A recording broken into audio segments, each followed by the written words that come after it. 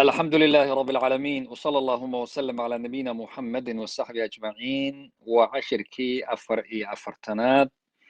هي كتاب كيني حكم وفوائد من روائع الإمام ابن القيم رحمه الله. نوم القلب هل كان شيخ وحكو شيغيا معلومة عوان لوغا دغاي هردada qalbiga wuu seexdaa qalbiga qofna qalbigiisu wuu soo jeedaa qofna qalbigiisu wuu hurdaa marka maxaa keena in qalbigu seexdo alghaflatu nawmu lqalbi wuxuu yihi sheekhu ghafla waa halmaan inuu qofka ku dhaco hebel ghafluu ku sugan yahay dikriga ilaahay halmaamo diinta ilaahay halmaamo ghafladu waa nawmu lqalbi qalbiga hurdadiisa weeye walidaalika tajidu kathiiran wuxuu yihi sheekhu sidaasa waxaad arkaysaa in badan oo min alayqaad fi lxis yacni dad badan oo xagga muuqaalka soo jeeda innaga hadda inala tahay inay soo jeedaan waa niyaaman fi lwaaqic sida dhabta ah way hurdaan marka way hurdaan fataxsabuhum ayqaadan wahum ruquud waxaan u malaynaynaa inagu inay soo jeedaan laakiin way hurdaan dhab ahaan sheekhu macluumadaana wuxuu ku sheegay kitaabkiisii madaarij saalikiin ayuu ku sheegay haddaba arrintaas iyadaa maxaa laga wadaa yani ghafla qofka ku dhacday halmaan baa ku dhacay ruuxan waa ruux aakhare halmaansan waa ruux wanaaggii halmaamay waa ruux qalbigiisii xidhmay waa ruux qalbigiisii seexday sidaas daraaddeed isagoo soo jeedo oo dadka dhex fadhiyo oo meelaha beerraqaya oo qosqoslaya oo waxaynaya xaqiiqada markii la yidhahdo qalbigiisu xaqiiqada wuu hurdaa qofkaasi ummaddu waxay moodaysaa qof soo jeeda oo wuu dhex fadhiyaa laakiin xaqiiqa ahaan wuu jiifaa sidaas oo kale buu ibnuljawsi raximahullahu isaguna wuxuu lahaa idaa aghfala alqalbu can dikri lmowt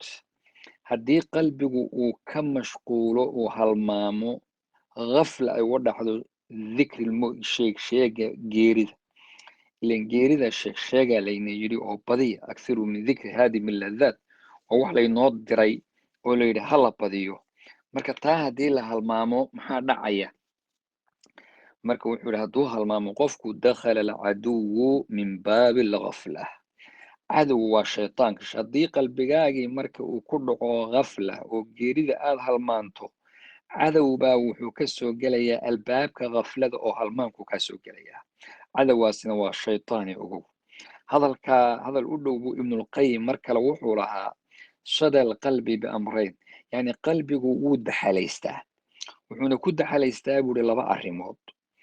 bilghaflati waadhanbi sideedaba qalbigu wuxuu ku daxalaystaa oo mirir ku yeeshaa mirirku waa kan birta ku dhasha markay birtu meel muddo dheer iska taallo biruhu way daxalaystaan mirir bay yeeshaan ilaa waxaa laga xoqo oo dee birtii loo geeyo meelihii looga hagaajin jiray marka alghafla wadhanb ghafla waa halmaan iyo dembi labadaasay ku daxalaystaan jalaana waxa u ah inay faydmo oo shaygaa la sifeeyo oo waxa u ah bilistigfaari wadikri istikfaar iyo dikri labadaasina waa shayga ka fayda oo lagu tirtiro oo lagu nadiifiyo ayay weye isagana haddaba ilaa mataa alghafla yaa cuqalaa ilaa goorma ayaynu ghafladaa ku sugnaanaynaa rabbi subxaanahu watacaala hayna baraarujiyo arrinta kale oo sheekhu uu ka hadlay uu loogu magacdaray miicaadu raaxada xaggee laga helaa sideedaba raaxa xaggee taallaa laysa lilcaabidi mustaraaxun ilaa taxta shajarati tuuba wuxuuhi ibnulqayim addoonka caabidka ah oo mu'minku meel uu ku raaxaysto oon jannada ahayni ma jirto walaa lilmuxibi qaraarun ilaa yowma almasiid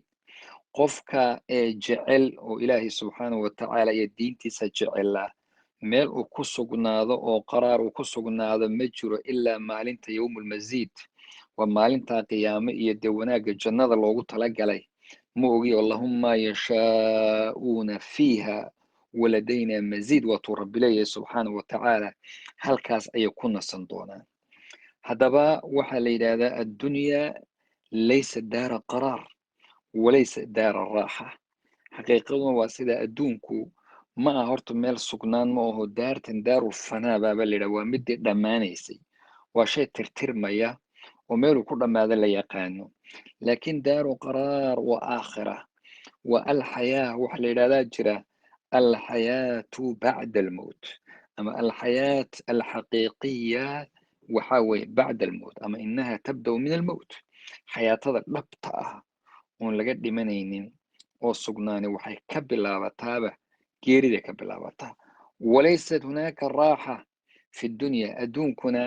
daaru raaxa maa, daar lagu raaxaysto adduunka ma ah. marka raaxo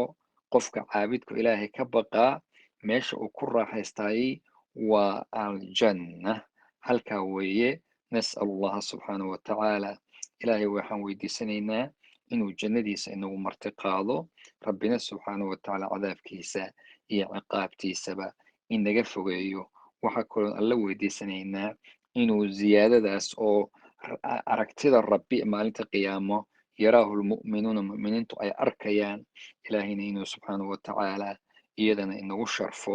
wajazaakum allahu khayr wbaaraka allahu fiikum.